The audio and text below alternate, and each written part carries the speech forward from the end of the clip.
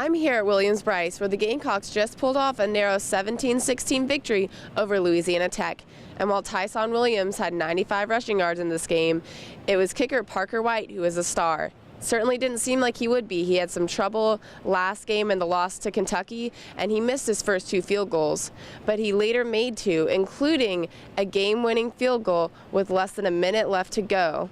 Now, Parker White's roommate, who just happens to be star quarterback Jake Bentley, said that he's been talking to Parker this week, trying to get him to keep his head up after last week, helping him deal with criticism on social media, and helping him combat self-doubt. Definitely seems like that's helped him out this game. We're 6,000 miles away from home, and having never been to the United States before, Mahmoud's biggest challenge adjusting to USC is one many USC students might be familiar with.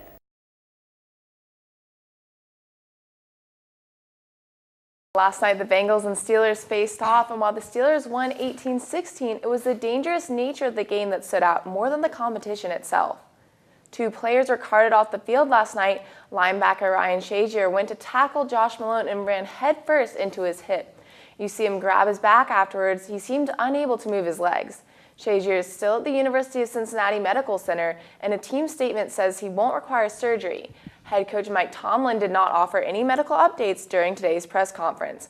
Vontaze Burfict was also carted off the field following a hit by number 19 Juju Smith-Schuster. Schuster stood over his rival Burfict following the hit. He later apologized. Burfict was able to walk to the locker room from the cart on his own. Many players reflected on the violent nature of the game in the press conference. We're the ones that are out there, and so guys have to understand that you want to play the game the right way. And there's a big part of this league that realizes that and handles it the right way. And so, yeah, I mean, it's obviously we're the ones out there, and we're the ones that have to police it. Steelers improved to 10-2 on the season. The final candidates for college football's most prestigious award were announced yesterday. Oklahoma quarterback Baker Mayfield, Stanford running back Bryce Love, and Louisville quarterback Lamar Jackson will all be in consideration for the award. Baker Mayfield has over 4,300 passing yards this season for 41 touchdowns. And Lamar Jackson is looking for his second Heisman, but he stands out more as a double-threat QB with nearly 1,500 rushing yards and 17 rushing touchdowns. Bryce Love boasts 10 games rushing over 100 yards. He's rushed for 17 touchdowns and nearly 2,000 yards this season. The Heisman will be awarded on December 9th.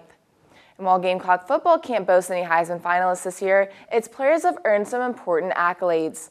Tight end Hayden Hurst, linebacker Sky Moore, and defensive end Dante Sawyer were all named to AP All-SEC teams.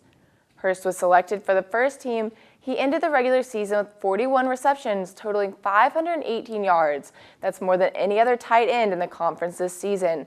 Sawyer's tied for the most forced fumbles in the FBS this season. He also added 29 tackles to his stat sheet. And Moore's 14 receptions this season tie him with the Gamecock record for career interceptions. He also had 88 tackles on the season. While drama continues to follow the Ball family, LeAngelo Ball will no longer be attending UCLA. LeVar Ball told ESPN that he will be withdrawing his son from the university, but LeAngelo won't be transferring to another college program and said his father will be preparing him for the draft. LeVar said he decided to take LeAngelo out of school because he had not taken the court enough for the Bruins. LeAngelo is one of 3 UCLA players that was involved in a shoplifting incident in China. LeAngelo had not been allowed to practice or play with the team during his indefinite suspension. In other basketball news, women's basketball will take on College of Charleston in its 3rd home game in the past 6 days. Women's basketball looks to increase its win streak to 3 against the 2-5 Cougars. Gamecocks are 15-9 in the series against College of Charleston. Tip-off will be tonight at 7 p.m. Well, it looks like another great season for a women's basketball team. Hopefully they can go and get that W tonight. Yeah, I hope so. And, hopefully we can end up having a little bit better luck tonight with college basketball men's teams taking on FIU, which is Frank's alma mater. Should be good. Should be a good game. Well, the Hornets traveled up to New York yesterday to take on the Knicks. And the Unicorn, Kristaps Porzingis, dominated in the Garden yesterday with 28 points. Late in the first, he takes a pass from Jarrett Jack to dunk over 3 Hornets. And with just under 10 minutes in the game, a pass from Carter Williams is going to set up Malik Monk for a corner 3, and that'll put Charlotte up 11 points. Malik Monk ends the game with 6 points. But with 2 minutes left, the Hornets have it tied up, and Porzingis hits a clutch three with only 3 seconds left on the shot clock. Not to mention, he also scores the game-winning point, with the shot clock running down nonetheless. Charlotte can't keep up after that, and they lose to the Knicks 113 to 118. That means the Hornets fall to 5-6 on the season.